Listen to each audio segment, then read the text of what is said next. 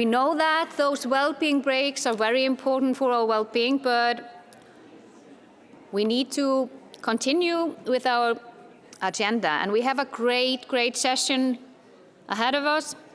And it's about the future. It's at least about the future generations first, governing for a long-term well-being. I think we've discussed this. We need to think in the long term. That has been like a red thread throughout what we've been discussing today. I'm going to introduce to the stage the chair of the session, Michael Mezzatesta, and he's a new economy influencer. Michael, the floor is yours.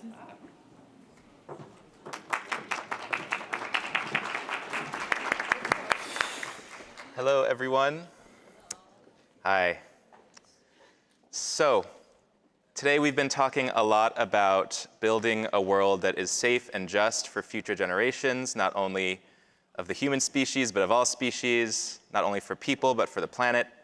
And I think we've all got a pretty good sense now as to what we're trying to build and why we're trying to build it. But in this session, we're going to try to talk a little bit more about how to do that and hear some really important perspectives from people who have been doing this work, who have been trying to get governments to actually shift the way that they prioritize, the way that they make decisions by prioritizing future generations over the usual short-term, profit-driven decisions that governments and companies usually make. So I'm excited to introduce to you 3 people who are going to bring really important perspectives to this dialogue. Let's start with none other than Sophie Howe. You can join me on stage, Sophie. Thank you. So, yes. Sophie is the world's first Future Generations Commissioner, in a role in which she has helped pioneer legislation and policy frameworks in Wales that embed long-term well-being into government decision-making. She is widely recognized as a global leader in rethinking how institutions can represent the interests of future generations, and has done incredible work in Wales, which you're about to hear a lot about. Betina Bergmann Madsen leads strategic procurement and food policy. Welcome, Betina. For children and youth in the Municipality of Copenhagen, where she works at the front line of embedding sustainability and well-being into public systems. Her work focuses on translating long-term goals into concrete policies and practices within the city's governance. And I'm going to struggle with this name, but I'll do my best. Emily Troche, welcome, Emily, is a member of the youth advisory group at JA PreventNCD, where she is also a young physician and resident in pediatric psychiatry, so she works directly in healthcare and well-being. And she is all about giving stronger youth representation in global health and policy decisions, and represents the perspective of someone who's actually going to live in the world that we're building. So, let's start with a keynote from Sophie, who's going to tell us all about her work as the Future Generations Commissioner and how to actually make these things happen in actual government. So, Sophie, the floor is yours. Thank you. Well, thank you very much, Michael. It's a pleasure to be with you. I want to start by asking you to think about a child that you know. Might be your own child, might be a niece, a nephew, or a friend's child, and how old that child will be in 2080. And what the world might look like for that child in 2080. This is one of my own children. This is my daughter, Belle. I really like this image because it kind of sums up for me how I would like her to grow up. She's happy, she's healthy, she's connected to nature, she's got a bit of a glint in her eye, she's quite sassy because she's got 4 older brothers. But I guess, when we think about that, what is it that we want to leave behind for our children, our grandchildren, and future generations to come? We have to pose the question, is that the steps, you know, are we taking the steps now to make that kind of vision for our children and our grandchildren a reality? And in many cases, sadly, we are not. I mean, this is the world, I've got 2025 here, I've obviously missed that we've moved into 2026, but AI, we've got climate change and biodiversity loss, an ageing population, wealth inequality. I mean, on that alone, we're going completely backwards. We used to be, you know, a world of have and have-nots, and now actually we're a world of have-nots and have-yachts, which, you know, shows where that wealth inequality is really growing. And particularly when you intersect all of those things, older people and ageing population more susceptible to the effects of climate change. Wealth inequality, as we've heard from some of the speakers today, perhaps making it more difficult for us to take the steps that we need to take to address climate change and so on. But there's one endemic problem. Another, I know we heard of an elephant in the room with Anna, the last speaker, but I'd say there's another elephant in the room, which is that all of these issues are sort of entirely predictable. We might not know exactly how they play out, but we know that they're going to play out in a rapidly sort of changing world.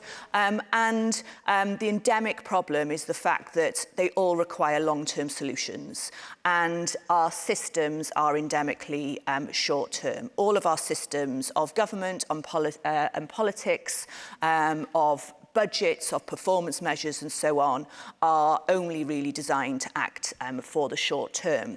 And what that means is essentially we do policy by disaster rather than by design. So we're constantly responding. We never get to sort of prevent things. So the proposition that I'm putting, and I'm going to tell you about our story in Wales, is that we must do policy by design rather than by disaster.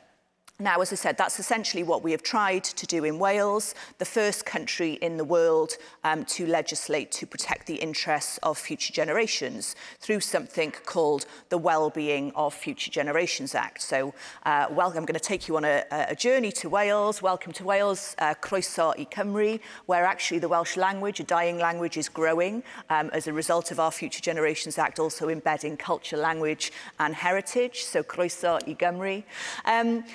Back in 2015, the Welsh Government passed this legislation, but before then it had quite a long journey with NGOs, with politicians working together, with citizens, and the government made a commitment to legislate for sustainable development and then held a national conversation with citizens in which they posed the question, what is the Wales you want to leave behind to your children, your grandchildren and future generations to come?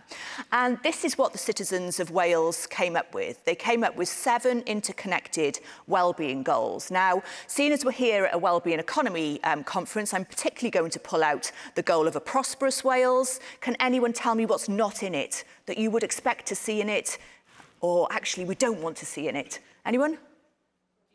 Yes, no reference to GDP. Hooray. That is the first good step. So we talk about prosperity in Wales as being about a productive, innovative, low-carbon society which recognises the limits of the global environment, uses resources efficiently and proportionately, including acting on climate change, develops a well-educated population, and so on and so on. Now, that means that our economy is shifting away from GDP as being the kind of core measure of success, if you like, and actually the duties on all of our public bodies in Wales, so from the Welsh Government down to our local authorities, our municipalities and all of our main institutions in between, are to set objectives which maximise their contribution to all 7 of these wellbeing goals. Now, that's not some policy aspiration that might change from one election cycle to the next. That is set out in law. It's not, it's not voluntary, it's mandatory. And there's 2 game changers about these goals. The first one is that essentially it sets a North Star, a long-term vision for a country, which, as I said, doesn't change from electoral cycle to one to the next. You wouldn't think it was revolutionary for a country to have a long-term vision set out in law, but it is quite revolutionary. The second thing is that it requires all bodies to act on all goals. So this is essentially saying we need to remove the silos and we need to make the interconnections between these different issues.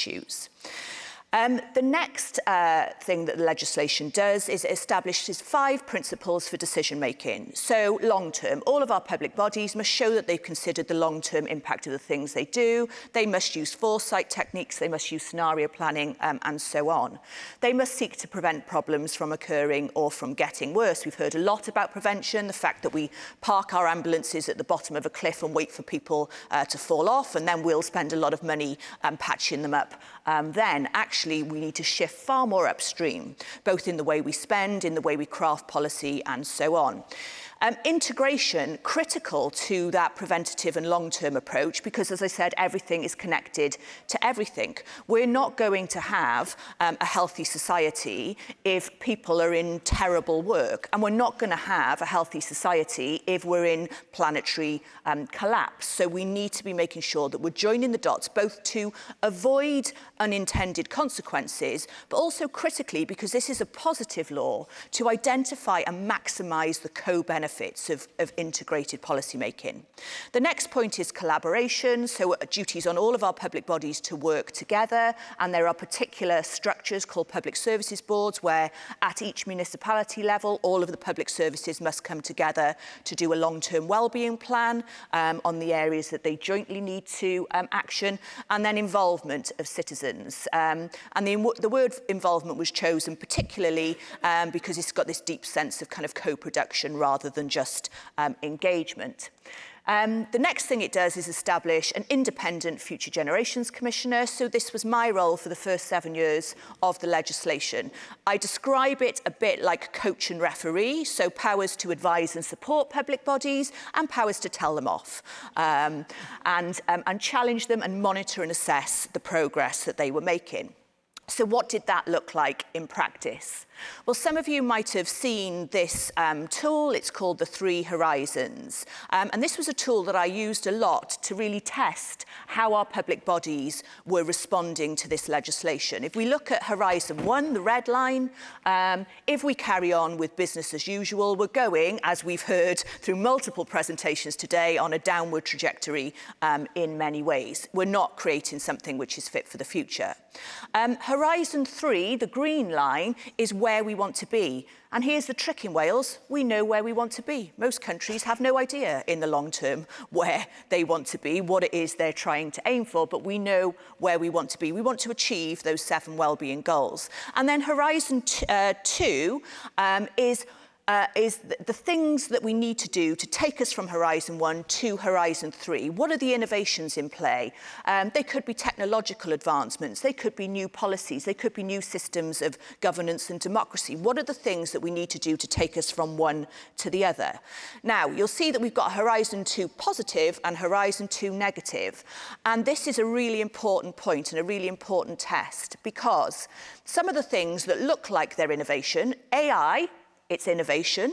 Without any limits, it could take us off in a completely dystopian place, or it could reinforce status quo and business as usual.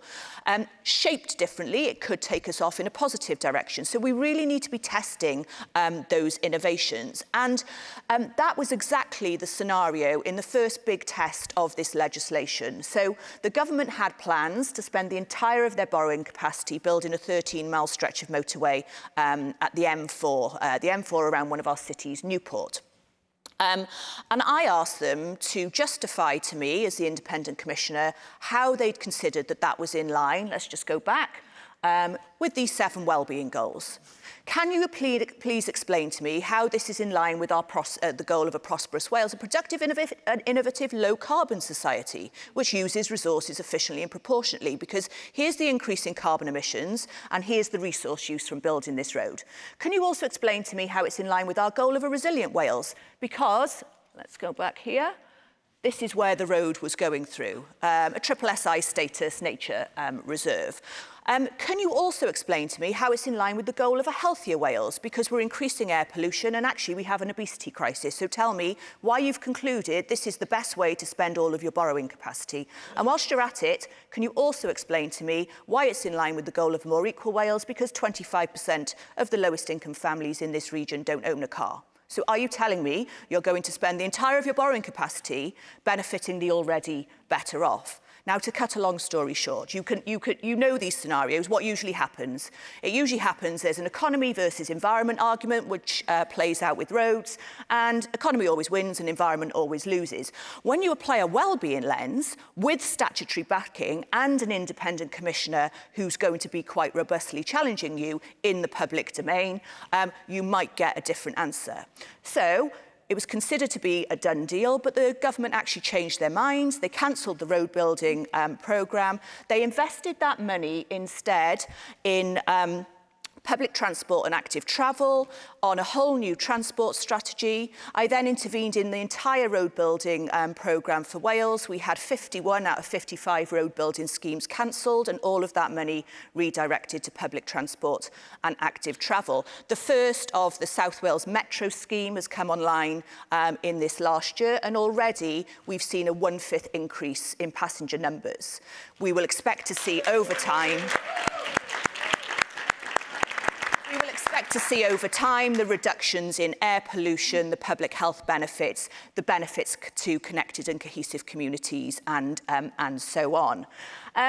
I want to just say a little bit more before we go to the panel discussion on how we might sort of apply this. And I want to say something about what I'm calling radical incrementalism. Now, I think it was Rutger who said earlier, nobody wants to be described as incremental.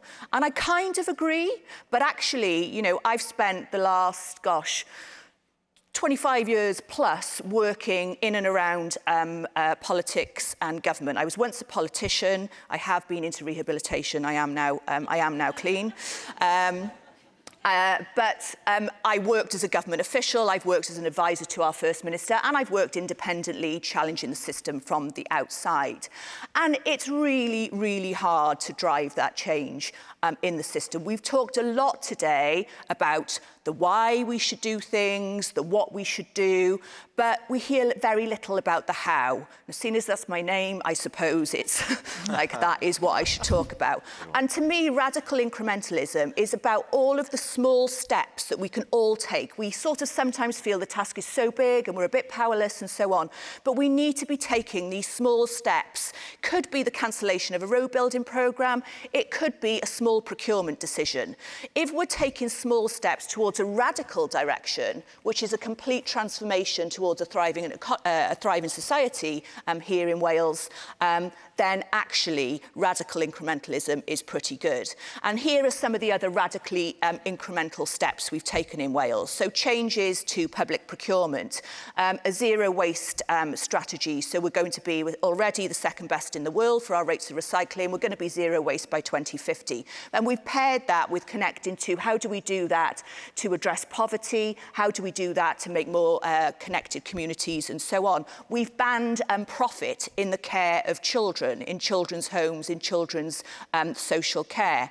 We are using food systems to identify better ways of procuring food into our schools and actually educating our kids to sell that food in their community cafes as well as part of their entrepreneurial skills. So lots has happened in Wales. Lessons that I would say that we've learned. Set and use your long-term goals. Ideally do that with citizens. If you haven't done that already, you've probably got some sort of long-term strategy.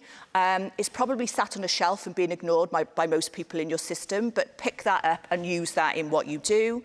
Leaders have got to model the behaviours that we want to see, and I think everyone can lead. There's something about making this everyone's business, where wellbeing sits in the Department of Health. As much as I love the Department of Health, it will always be the Department of Health's business and no one else will care. So it actually needs to be everyone's business. Processes, we need frameworks, we need metrics, we need all of these things, but don't necessarily start there. This is about cultural change.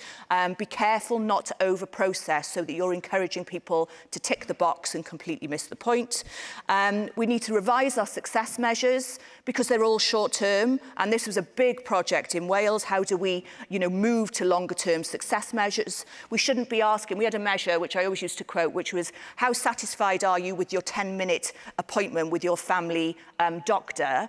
Absolute nonsense. We should be asking, how satisfied are you with your life? A much better question, but much more difficult to measure. Despite a law, bravery is still necessary. And again, I say this as a former politician. They get a bad rep. We're all the first to criticise them when they're not going far enough. But when do we ever stand up when they're doing brave and difficult things? When are we standing behind them when they're cancelling road building schemes and getting the Confederation of British Industry absolutely hopping up and down? And it's an important thing, I think, all of us there. Radical incrementalism, I've talked about that. Citizens and community are your superpower. Talk to them, listen to them, act on what they say. And finally, just because you wrote a strategy, it doesn't mean that your work is done. So we've got a plethora of strategies all over the place. The big challenge is implementation. And I was really struck with that graphic of all the different words that we use to describe different things. We need to keep it really simple for busy government officials and busy politicians and people trying to navigate crisis and so on all the time. So let's not start changing different words. Let's not add another framework to things. And let's not think just because we wrote a strategy, our work is done. Now, things are moving on globally. There's the UN Declaration on Future Generations. These are just an example of some of the countries that are now adopting some of this future generations thinking. If you want to start this work, there are 3 critical elements to doing that, and that is involving citizens, working across NGOs and civil society. It's about finding your leaders, your political champions, who are the ones that are going to help you advance this, as they did in Wales. And it's about getting your organisations prepared. How many people have had training in foresight? How many systems embed long-term thinking and governance? There's some tools here from the organisation that I work with now alongside the Wellbeing Economy Alliance. This is the School of International Future. So if you want to know more about best practice in other countries, have a look at these publications. And finally, I'm taking a bit of a risk at a Wellbeing conference by quoting, as I end, the father of neoliberalism. But there are lessons we can learn here. Only a crisis, actual or perceived, produces real change. When that crisis occurs, the actions that are taken depend on the ideas that are lying around. Now, I think what we're hearing here today, we've got some absolutely amazing ideas lying around. I would like to advance that a Wellbeing of Future Generations Act for every country in the world is an amazing idea. And let's make sure it's not just lying around, but it's wagged in front of the noses of those who can make it happen. Thank you very much.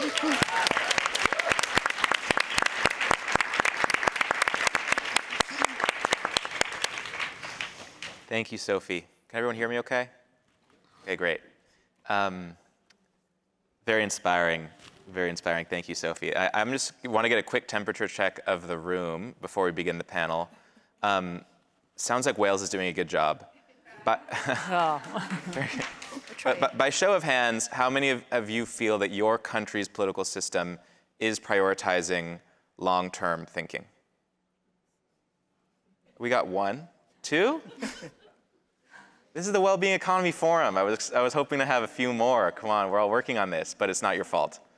I would say that next year I hope to see like at least 10 hands in the air. Well, okay, so real quickly, just to get you thinking about this, turn to the person next to you for just 20, 30 seconds and discuss what is the biggest barrier you face when you try to get long-term priorities into the conversation.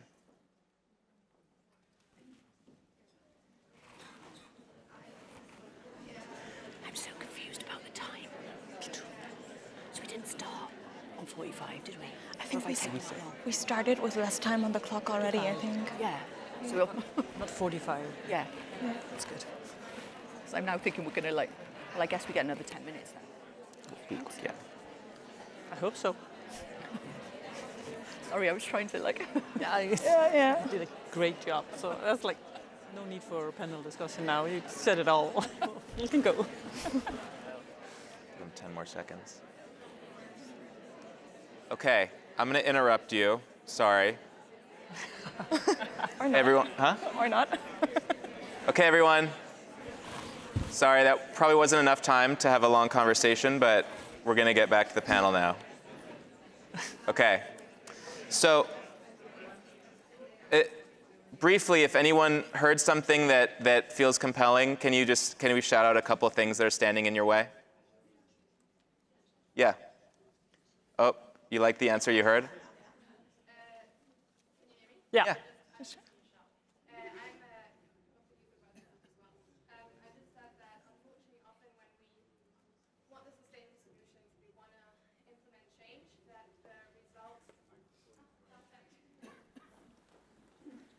Just that it can take quite some time until we see the results, that we have, first of all, the investment, and we have potentially jobs that are lost because we have to retrain and we have to shift direction.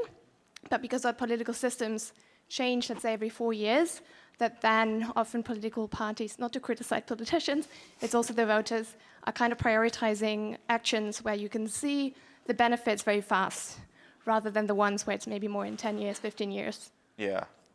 So it just takes time for the benefits to unfold. Yeah. Yeah. Anyone else have something they want to share? Yes, right here.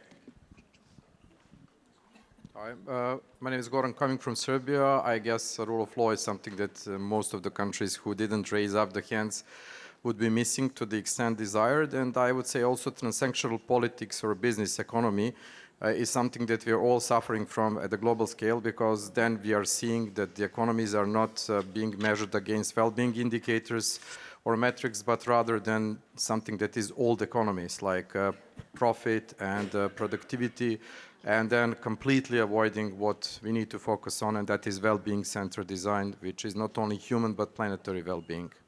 Thank you, thank you.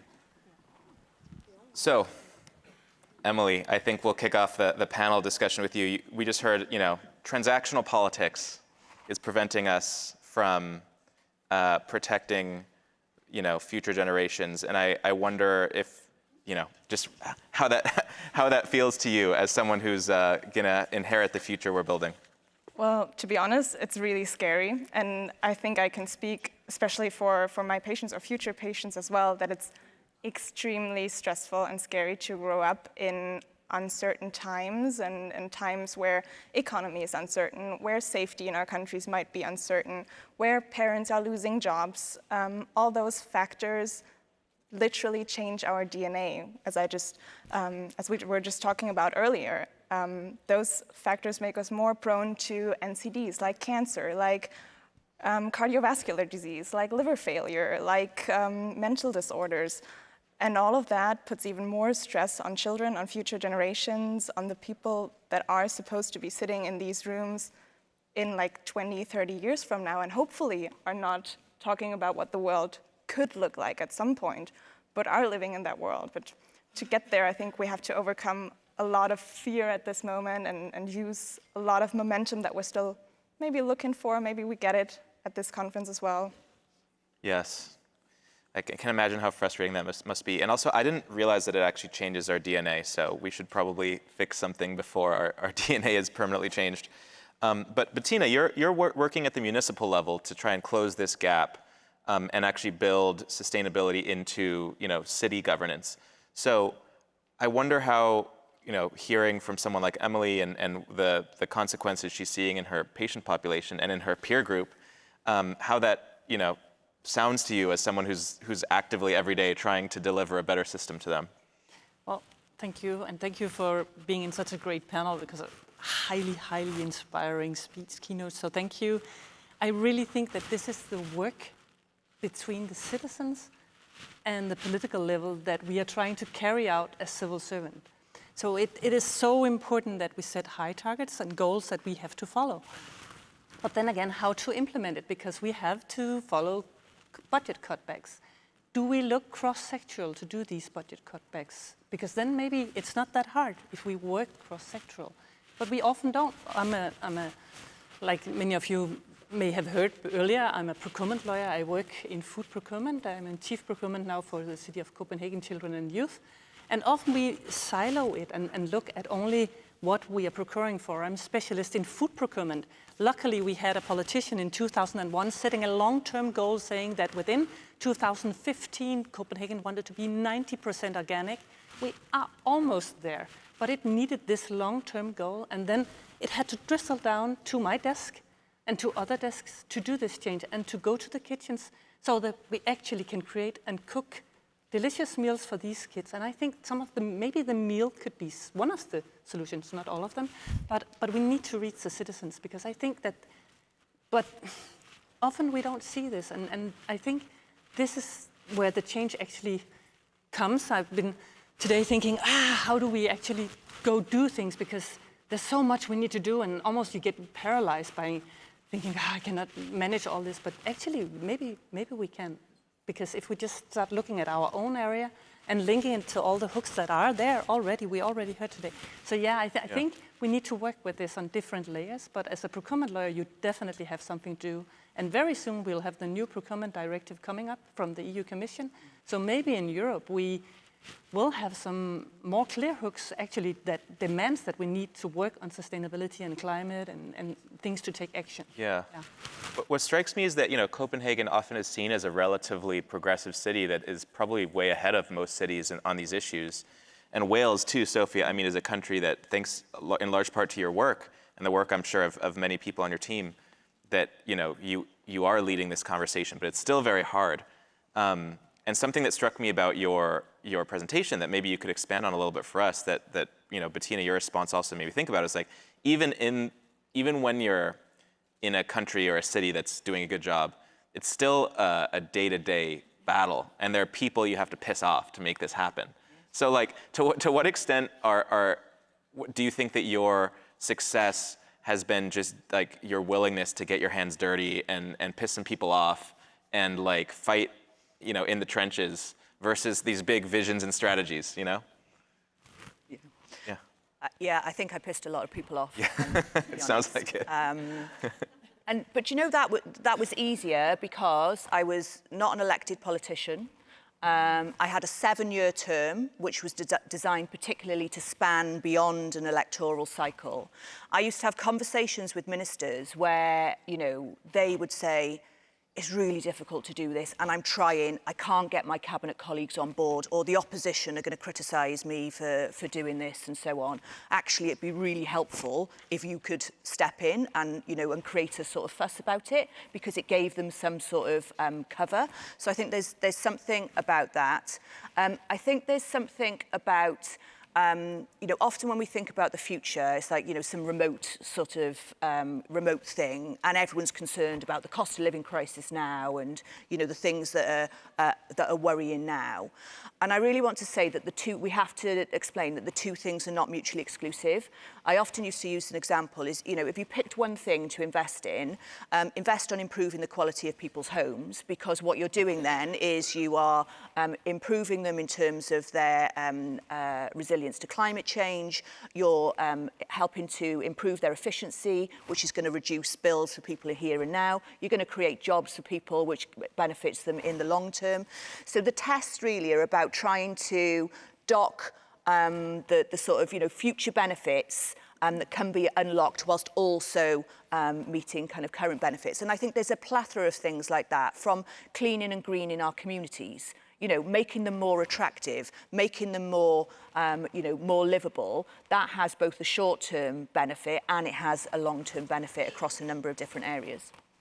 Betina, yeah, because actually I also see, like what you're saying, like also talking cross-sectoral is really important. Like, for example, for health. For many years, I didn't know that we have to put health within public procurement of food. But of course, it's a no-brainer. You can reduce salt in bread by just putting the demand on how much salt you want there. So the Commission came out with this JRC report now, and we'll talk more about that tomorrow, so where we can see in our session in the afternoon, where we can actually see that if we put demands on lower salt in bread, it will reduce. What I wanted to say was that I think this long-term goals, like you said, and then we're not always not pissing people off. I actually think that often people see the benefits if you put the wording right. Like you said, like, and also talking, so maybe they want a hand actually to get there. And how to get there, you just have to think differently on things like, maybe we need to go more hands-on, maybe we actually, each of us need to look at what can we do differently in where I am standing right now. And then how can I talk to people who may see the world differently as me and understand why they see it. And maybe we actually, when it comes down to the core, we don't see it so differently at all. We are building a food procurement officer network across Europe, so I think we should talk to somebody from Wellbeing, because I'm sure we can learn a lot. And And we're also building national food procurement within the NCD. We're actually trying to build this network so that the people who know a lot can share with the people who have not started the journey yet, so we can get the roads running. Yeah, it makes me think of the ways that oftentimes when these changes are described to even like CEOs of big companies, they're like, oh, that actually sounds really great. But oftentimes they feel trapped by the pressures of the short-termism, right? So yeah, maybe it's not pissing people off, but I do think that like, it sounds like a lot of the progress in Wales has been like saying no to certain things and being like, sorry, we're changing, we're doing this long-term thing now. So like, it's not all about your bottom line. I wanted to spend a little bit of time talking about examples of, you know, the better future emerging, and there were a few resources Sophie shared at the end that I don't think we have time to dig into. But Emily, I think maybe we can close with you. Your reflections on this, and also hearing, you know, you're here at the Wellbeing Economy Forum, so you've clearly tapped into this movement, which is great. Do you see people in your generation that are sort of resonating with this message and that are feeling empowered to change okay, maybe the first half of the question, but not the second half. Not necessarily empowered, but who do want this? How does it feel like from your perspective? I think there's a lot of people who feel really, really strongly about this and who would love to be included and have a seat at the table, and not just a seat, but a voice. Because just sitting there for tokenism, to have youth there when talking about youth is not meaningful youth engagement. That's not how you pick our brains and how you see our perspective, where we want our world to be at in 20, 30, 50 years, and what we want our children to have left of this planet. So I feel like there's a huge lack of involvement, a huge lack of really putting in an effort to understand where we're coming from, what our fears are, our dreams are. And I think this is a great start. There's a lot of us here at the forum, and you can pick our brains right here. You can meet us at the coffee breaks or just come up to us and talk to us. We won't bite, I promise. And we would be really happy to share our ideas and connect you guys to other people, other youth who might be young professionals, young specialists in their fields and in your fields as well. Yeah. Sophie, it looks like you wanted to have a final word. I mean, just to pick up on that, we need to do better on involving young people and genuine involvement, not just the kind of lip service involvement. And there are a few ways that we look to do that in Wales. I mean, one, I suppose, symbolic way, we have a chair in the Welsh Government Cabinet Office that was designed by young people and has their message on there, and it's a chair to represent the interests of future generations when our cabinet ministers are sitting around the cabinet table. But in terms of sort of direct engagements, one of the best things that I did as commissioner, and I didn't quite know how it was going to go at the time, but I established something called the Future Leaders Academy. So 30 young people aged 18 to 30 mentored the 30 most senior leaders in Wales. So they were imparting their wisdom on the senior leaders rather than the other way around. And that was absolutely game-changing. So we had Nirushan, who mentored the head of the Welsh Government Civil Service, who then brought a panel of young people onto the Welsh Government board and started revising a number of their strategies. We had Sam, who reverse mentored the Chief Executive of the Welsh Football Association, who has now set an objective to be the most sustainable football association in the world, and is using the power of football to look at cohesive communities, how can we challenge polarisation, and a range of other things.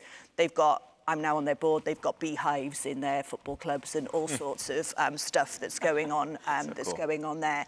Not only that, those young people from the first cohort, Lloyd is now head of sustainable development in Welsh Government, Phil is head of Welsh Government office in Europe, Molly is a DJ in the BBC.